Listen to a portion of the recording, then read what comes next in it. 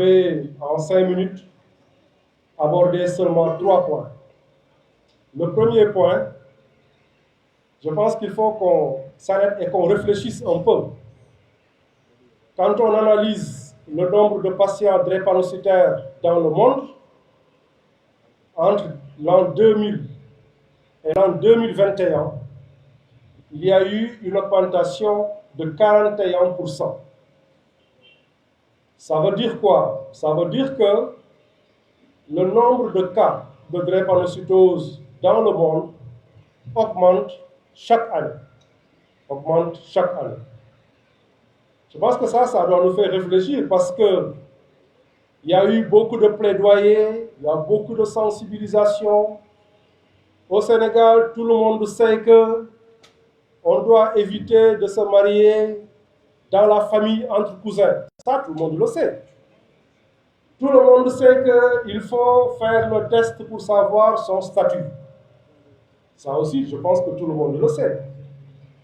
Tout le monde sait qu'avant d'aller au mariage, il est important de faire le test et de connaître son statut. Malgré toute cette sensibilisation, malgré tous ces plaidoyers, le nombre de cas de drépanocytose augmente chaque année. Il faut qu'on réfléchisse. Je pense que les journées comme aujourd'hui sont des occasions pour revoir qu'est-ce que nous devons faire de mieux, comment améliorer notre sensibilisation, comment améliorer le plaidoyer, la communication. Et je pense que ça, c'est le rôle aussi de l'association. L'association doit renforcer encore le plaidoyer et la sensibilisation des populations. Nous devons aller le plus loin possible. Il ne faut pas qu'on reste toujours dans les grandes villes. Il faut qu'on aille dans les villages, dans les communautés. Il faut donner la parole aux agents communautaires pour qu'ils parlent. Il faut donner la parole aux chefs religieux, à tous ceux qu'on peut écouter, pour qu'ils renforcent cette sensibilisation. Puisque nous sommes là, chacun de nous, à son retour, doit communiquer autour de lui pour demander à ce qu'on fasse des tests pour savoir le statut. Nous devons parler aux gens d'éviter le mariage consanguin. Nous devons surtout s'assurer que toutes les personnes que nous connaissons savent s'ils sont AS ou pas et qu'ils puissent être informés et puissent avoir donc un soutien et des conseils sur le plan génétique. Donc ça, c'est le premier point, c'est essayer d'augmenter le plaidoyer et la sensibilisation.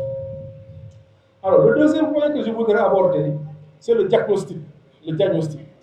Vous savez que ce qu'on connaissait déjà, c'était qu'on disait pendant de nombreuses années qu'il faut faire des tests d'ML.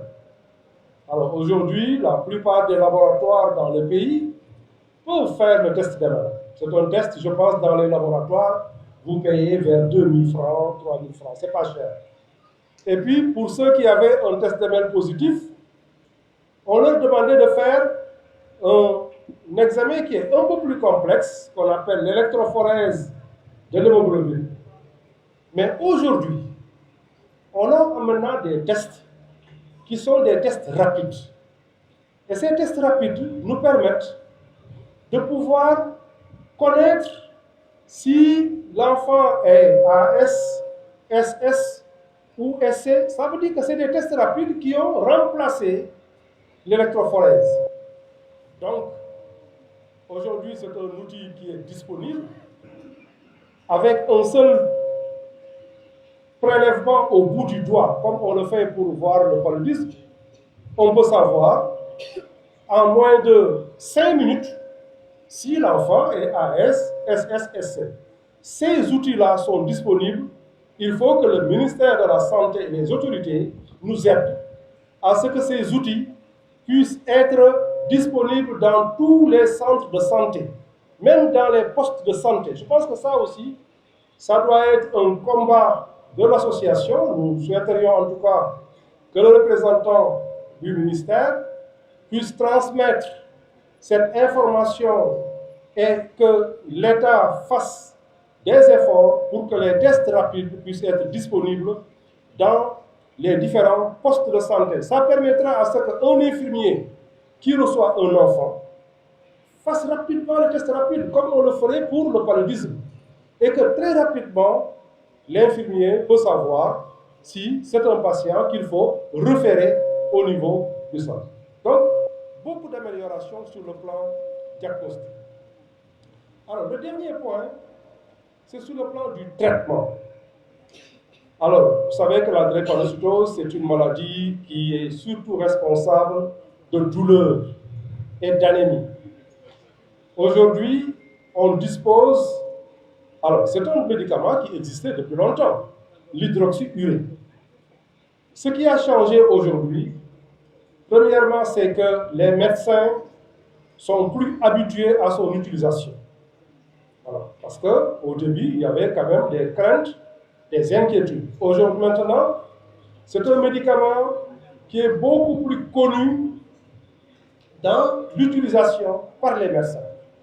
Et deuxième chose, c'est un médicament qui est maintenant produit au Sénégal. Et le produit qui est fait au Sénégal, fabriqué au Sénégal, s'appelle le Drépaf. Je voudrais également rassurer les parents, les patients, que aujourd'hui on a quand même une trentaine d'années d'expérience dans le suivi, dans l'utilisation de ce traitement-là.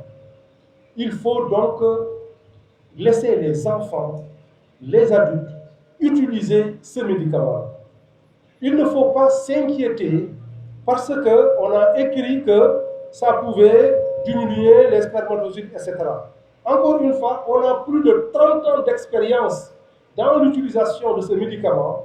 C'est un médicament qui est sûr et c'est un médicament qui permet vraiment de réduire et les crises de douleur, et les complications de la drépanocytose, et la mortalité qui est liée à la drépanocytose.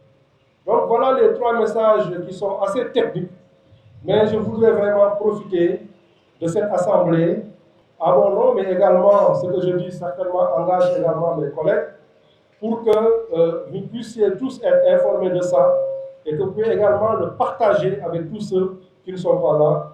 Je vous remercie pour votre attention.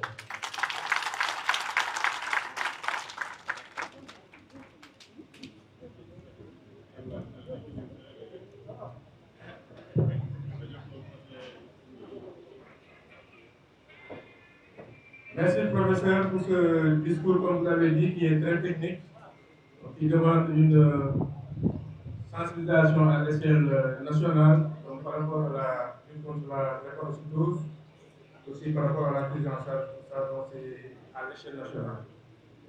Sans plus tarder, nous allons recevoir le représentant du ministère, qui est le directeur en même temps du Centre national de transport sanguin, le docteur Daouda Seck, sous vos applaudissements, s'il vous plaît.